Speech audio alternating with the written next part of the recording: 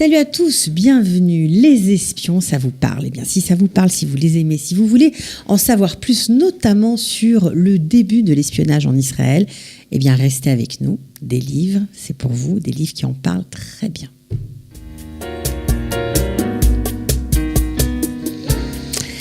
Alors, bonjour à tous les deux, bienvenue. Bonjour. Comment ça va? Ça va. Voilà, Nathalie Hirschsprung et Julien Pellet. Est-ce que je dois vous présenter à chaque fois maintenant?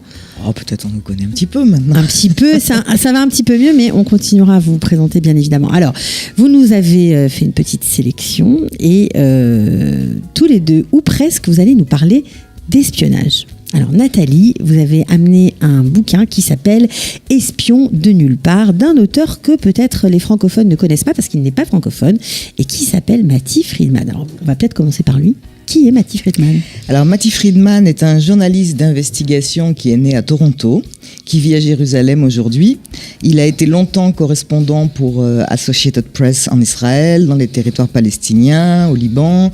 Il écrit dans des quotidiens prestigieux, le New York Times, le Washington Post, le Wall Street Journal. Et il a été l'auteur d'un premier ouvrage, le Codex d'Alep, qui a été lauréat du prix du Sami Rohr Prize. Il a été publié chez Albin Michel en 2014. En 2016, il a publié un autre livre qui n'a pas été traduit et il nous revient là avec Espions de nulle part, qui vient de sortir en français aux éditions Liana Levy. Ok, donc un livre très particulier qui parle des Juifs orientaux, voilà, qui ont servi l'État d'Israël notamment. Et donc c'est aussi l'occasion de rappeler que c'était il y a quelques jours l'Ascara de l'espion Eli Cohen, voilà, qui a fini lynché en Syrie et qui est arrivé à se faire passer pour un véritable Syrien et qui était dans, on va dire, la sphère très très fermée du pouvoir syrien à l'époque. Voilà, il a beaucoup aidé l'État d'Israël. Alors, j'imagine que dans ce livre, on fait un peu la genèse de comment tout a commencé. Vraiment, oui, c'est ça qui est particulièrement intéressant dans ce livre, c'est qu'on parle des origines. On est à la fin des années 40, à l'aube du bouleversement de cette partie du monde qui est quand même extrêmement fascinante. Tumulte de la guerre d'indépendance de 48, l'exode des réfugiés de Palestine, l'arrivée des survivants de la Shoah, et ces fameux Juifs orientaux qui viennent de Syrie, d'Égypte, d'Irak ou du Yémen. Et parmi ceux-là qui veulent devenir des pionniers, quelques-uns sont repérés par le Palmar, qui va leur proposer de faire partie d'une unité de commando. Une unité très spéciale. Une unité très spéciale pour en faire des infiltrés dans les pays arabes. Donc cette unité, elle s'appelait alors la section arabe et eux, on les appelait Mista Arvim. Et ben voilà, les Mista Arvim, comme on dit aujourd'hui, une unité, l'histoire nous ramène jusqu'à aujourd'hui puisque c'est une unité extrêmement célèbre de l'armée d'Israël qui a même donné, n'est-ce pas, naissance à la série Fauda. Voilà, absolument. Comme ça, tout se recoupe. Ok. Alors, ces quelques personnes ont vécu une vie d'espion extrêmement palpitante, mais aussi très, très dangereuse, et ont éminemment contribué à la création de l'État. Et certains ne sont plus là pour en parler, certains y ont perdu la vie, mais d'autres, les plus chanceux, ont continué dans le Mossad. Voilà, donc c'est un livre très près de la réalité, hein. C'est pas une fiction, hein. C'est ça qu'il faut vraiment c'est pas une fiction. Préciser. Et donc on apprend plein de choses sur Israël. On apprend plein de choses, et nous, on est évidemment très très très heureux parce qu'on va recevoir Matti Friedman à la librairie le 30 mai, le jeudi 30 mai à 18h30. Alors comment vous allez faire puisqu'il n'est pas francophone? Vous allez traduire en direct? Ce sera une soirée vice-versa, c'est-à-dire qu'il sera interviewé en hébreu par Karine Suissa Benchimol et elle traduira au fur et à mesure en français. Ok, super. Donc ça c'était pour le premier livre, mais décidément ces histoires d'espions, d'espionnage, eh bien inspirent beaucoup. Et là, vous allez nous parler d'une enquête captivante, voilà, au cœur des secrets, on va dire, de Daesh. Alors, c'est une enquête qui a été réalisée et écrite par Mathieu Suc. Qui est Mathieu Suc?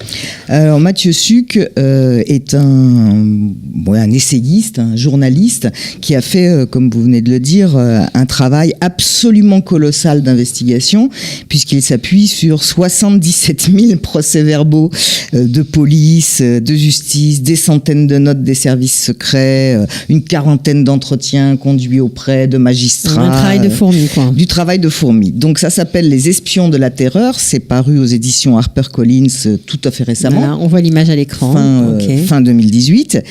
Et alors là, c'est le bureau des légendes. Le bureau des légendes, des tortionnaires encagoulés de noir pour effrayer les foules en Syrie, les mêmes habillés en civil, barbes rasées, postiches sur la tête, cigarettes au coin des lèvres pour ne pas attirer l'attention en Europe. L'État islamique s'est véritablement doté d'un bureau des légendes djihadistes. Voilà, et c'est à faire froid dans le dos parce que c'est vraiment réel, c'est une vraie enquête, c'est pas fictionné, c'est ça. On apprend même que l'attentat du 13 novembre a été piloté depuis Raqqa. Voilà. Oui, absolument. Et c'est la première fois qu'une enquête révèle le fonctionnement de ces services spéciaux qui ont piloté tout ça. Bon, eh bien, c'est fun ce matin, Nathalie. J'aime bien, moi. Heureusement que vous ne nous avez pas amené des vidéos de décapitation, parce que alors là, on aurait eu du mal à poursuivre. Bon, mais enfin, ça a le mérite d'exister, et c'est vrai que en vrai, c'est passionnant. C'est passionnant. On se demande comment tout ça c'est effrayant, comment bien ça sûr, tient. C'est effrayant, mais c'est passionnant. C'est passionnant. Alors, si je me souviens bien, Julien, vous nous avez présenté il y a quelque temps un livre de Dov Alphon. Mais Nathalie, vous avez décidé d'en parler de nouveau. Ça s'appelle Unité Shmonématayim, 8200, et encore des espions, une unité d'enseignement célèbre en Israël. Alors pourquoi en reparler aujourd'hui ? Pourquoi en reparler aujourd'hui ? D'abord parce qu'il se vend comme des petits pains. Je pense que les gens qui ont acheté ce livre, déjà, c'est la deuxième fois qu'on est en réassort alors qu'il vient de sortir le 11 avril. Ça plaît énormément. C'est un thriller. Là, on est plus sur du thriller, plein de détails détectables sur le métier d'espion et avec des petits secrets en plus. Donc, Julien avait déjà dit que la maison de production de Khatoufim avait acheté les droits et donc on pouvait s'attendre à une série, à une chouette série ou à un film. Mais on s'était posé la question, nous, et on est allé gratter pour savoir pourquoi, puisqu'il est hébraophone, pourquoi la version française est traduite de l'anglais. Et on a découvert le petit secret. En fait, la version anglaise et la version française ont été légèrement réécrites par l'auteur lui-même pour être plus explicatives.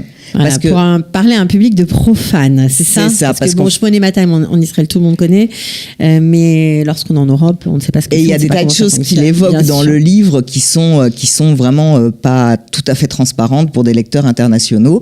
Donc voilà pourquoi les versions anglaises et françaises diffèrent un tout petit peu de la version originale. Bon, on aura compris que vous avez adoré Les Espions ce matin. Voilà, nous aussi on aime bien ça, je vous dis franchement. Alors peut-être un petit quiz espion également. On verra ça à la fin de l'émission. Bon, alors j'imagine que ce sera ça, on verra. Alors je me tourne vers vous, Julien. Je sais que vous êtes fan de BD, vous nous en présentez souvent.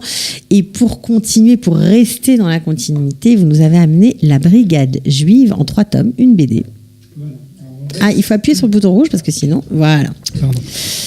On reste un peu dans le sujet, même si c'est plus tout à fait de l'espionnage.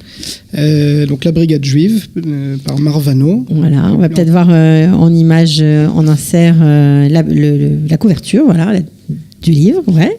Donc 3 tomes publiés chez Dargaud entre 2013 et 2016. Qui est Marvano ? Premièrement, c'est un architecte et dessinateur belge né en 1953, de son vrai nom Mark Van Oppen, pas sûr de la prononciation. Et il est, comme moi, ses premières amours vont à la science-fiction. D'accord. Il commence à dessiner beaucoup d'ouvrages de science-fiction et notamment il adapte des romans de l'américain Joe Haldeman. Et il s'intéresse aussi beaucoup à l'histoire. Et il a notamment l'histoire de la Deuxième Guerre mondiale. Alors, ça veut dire que dans cette BD, on va dire le cadre est réel. Le cadre est réel. La Brigade Juive va vraiment exister. Voilà. Le reste, c'est fictionné. Alors, c'est peut-être une histoire inspiré, de fiction on sait pas, basée sur la vraie histoire de cette brigade qui était, donc le nom officiel me semble-t-il, c'était unité des Juifs combattants dans l'armée britannique. Okay. C'est une unité donc, qui a existé pendant la Deuxième Guerre mondiale et qui a participé, qui était composée principalement de Juifs volontaires venant de Palestine et qui a participé au combat en Europe, notamment à la campagne d'Italie. Et parallèlement, un certain nombre de membres de cette unité, il y avait 5000 combattants, un certain nombre ont aidé à l'émigration clandestine en Palestine. À la fin de la guerre, certains ont participé à des opérations d'assassinat de chefs dirigeants ou collabos nazis. Et donc on retrouve dans cette BD extrêmement bien documentée, on suit en fait trois héros, dont une rescapée des camps, un jeune Sabra, donc natif du Yishuv de Palestine, et un lieutenant britannique. Et on suit leurs aventures, on croise des soldats russes, évidemment des nazis. Et c'est passionnant et extrêmement bien fait. Bon, ça nous donne envie de lire, d'autant que je crois que les personnages sont hauts et en couleur. On y trouve une rescapée de la Shoah, un Sabra et un officier anglais, entre autres. Il y a plein d'autres personnages, j'imagine. C'est leur histoire aussi. C'est leur histoire, oui. Ouais. Bon, alors on va voir ça. On peut l'acheter bien sûr à la librairie. Très bien. Et là, on part dans un autre domaine, parce que vous nous avez amené trois ouvrages complètement différents aujourd'hui. C'est bien aussi. Ça s'appelle East Village Blues et c'est écrit par Chantal Thomas. Voilà. Mais oui, elle-même. Chantal Thomas. La grande. Qu'on ne présente plus. La designeuse qui avait une marque de lingerie très célèbre, pendant des années. Alors, là, elle nous parle de New York. Donc New York, je pense que c'est une ville qui ne laisse à personne indifférent. On adore ou on déteste. Tout le monde, moi je suis allé à New York il y a quelques années, on a l'impression de connaître déjà la ville parce qu'on a vu tellement de films ou de séries qui se passent là-bas que ça nous parle. Mais en fait, le New York d'aujourd'hui a très peu à voir avec le New York des années 60-70. Voilà, alors là je crois que c'est un voyage entre ces deux époques. Elle était partie dans les années 70 toute jeune, où elle a découvert la ville, elle faisait des fêtes, elle buvait, elle dansait, c'était vraiment... le New York de cette époque-là, avec les grands créateurs, les musiciens en herbe qui sont devenus des stars par la suite. Et puis elle fait la comparaison, je crois qu'il y a un deuxième voyage en 2017. Voilà, exactement. Alors ça commence, déjà le départ est extrêmement différent, puisque à l'époque on se préoccupait très peu de questions de passeport, de visa, même pour les États-Unis, alors que là, quand elle part en 2017, c'est la première préoccupation. Où est mon passeport ? Est-ce que tout est en ordre ? Quand on arrive à l'aéroport à New York. Les fouilles. Voilà, exactement. Donc déjà, l'état d'esprit change. Et puis l'état d'esprit dans la ville, elle parle beaucoup c'est le titre du livre d'ailleurs, East Village Blues. Elle parle du village, comme on dit. Oui. Voilà. Et justement, elle décrit, il y a un petit extrait qui m'a beaucoup plu. Ouais. Parce qu'il y a plein de quartiers dans New York. Il y a Manhattan, évidemment. Il y a plein de... Et puis, le quartier branché Bobo, c'est vrai. C'est comme ça qu'on dit. C'est le village, voilà. Alors, un petit extrait, Julien. L'East Village ayant ramené la démesure de New York à un espace communautaire aisément parcourable, tous mes trajets se faisaient à pied, comme à Arcachon, la ville de mon premier regard. Donc, Chantal Thomas est née à Arcachon.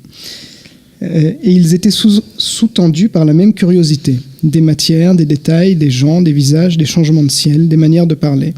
Une avidité du monde à l'affût de toutes les épiphanies de son étrangeté. J'avais échappé au carcan de la familiarité, au pouvoir anesthésiant de la répétition. Quand le soleil brille dans le ciel bleu et que tous les oiseaux chantent en français, s'émerveillait Paul Claudel à l'un de ses retours en France. À l'inverse, autour de moi, perchés sur les arbres de l'East Village, les étourneaux chantaient en yiddish, en italien, en russe, en allemand, en ukrainien, en américain aussi parfois, mais toujours avec un fort accent, et seulement quand ils avaient à se communiquer une nouvelle d'intérêt collectif, ce qui ne se produisait presque jamais. Mmh. Bon, alors ça nous donne le ton du livre, très sympa. Donc c'est votre coup de cœur, c'est ça ? On peut dire ça, oui. On peut dire ça. Le coup de cœur de Julien. Attention, lui qui lit tant de livres à suivre. Alors le petit quiz, Nathalie, il y en a un, il n'y en a pas ? Il y a un troisième livre. Autant pour moi. Méritza, bien sûr. Voilà. Elle va pas être contente, Myriam Tanguy, si je la zappe. Ça va pas aller du tout. Un très joli livre. On a eu la chance de la recevoir, cette jeune photographe, Myriam Tanguy. Alors, il faut que je vous fasse un aveu. Je suis un homme et depuis que je fréquente plus ou moins assidûment les synagogues, j'ai toujours été dans des synagogues traditionnelles où les hommes et les femmes sont séparés. Et en général, les femmes sont un peu en retrait. Soit derrière, soit sur un balcon. Soit cachées par un rideau. Voilà. Et en fait, je me suis jamais demandé qu'est-ce que ça peut faire d'être à cette place-là. Qu'est-ce qu'on voit, qu'est-ce qu'on voit pas, qu'est-ce qu'on entend, qu'est-ce qu'on n'entend pas. Et avec ce livre de Myriam Tanguy, ça répond un tout petit peu à la question, parce que donc, c'est un ouvrage de photographie, des photos qui ont été prises depuis ce qu'on appelle la Ezrat Nashim, la cour ou l'endroit des femmes, réservé aux femmes dans une synagogue. Et alors, dans certaines synagogues, les femmes ont accès à la plupart de ce qui se passe pendant l'office. Elles peuvent voir le Sefer Torah, elles peuvent voir les hommes prier. Elles ne doivent pas être vues. Mais dans d'autres synagogues, elles ne voient quasiment rien du tout. Elles sont derrière un grillage ou derrière des rideaux. C'est vraiment le point de vue des femmes. Voilà. Elle a pris les photos vraiment comme si, pour montrer aux hommes un peu, et puis à tout le monde, ce que la femme perçoit. Puis elle s'interroge, c'est pas seulement un livre de photos, il y a beaucoup d'interrogations sur la place de la femme, etc. Oui, il y a des réflexions, il y a des réflexions liées à la halakha. C'est documenté. Très documenté, c'est très poussé, c'est vraiment des mises en perspective très intéressantes sur ce qu'est être une femme, sur la synagogue, sur plein de choses. Voilà, ouais. Et sur la méritza, ce qui nous sépare. Pas mal. Bon, donc à conseiller aussi. Il est en vente, j'imagine, à la librairie, vice versa. Bien sûr. Bien sûr. Bon, Nathalie, alors le fameux quiz. Ouais, j'étais pressée, moi, parce que moi, les espions, ça m'a plu, donc je suis restée bloquée là-bas. Alors, toujours le même principe. La première personne qui répond sur la page Facebook de la librairie. Ouais. Et donc, cette première personne, elle devra trouver le titre du dernier roman de John le Carré publié en poche, contenant le mot espion. Alors, on répète, Nathalie. La première personne qui trouve le titre du dernier roman de John le Carré contenant le mot espion, publié en poche, gagne le livre. Bon, ok. Alors, voilà, un livre de John le Carré pour les fans d'espionnage. Merci à tous les deux. De jolis livres ce matin, comme toujours. À bientôt. À bientôt. Merci beaucoup.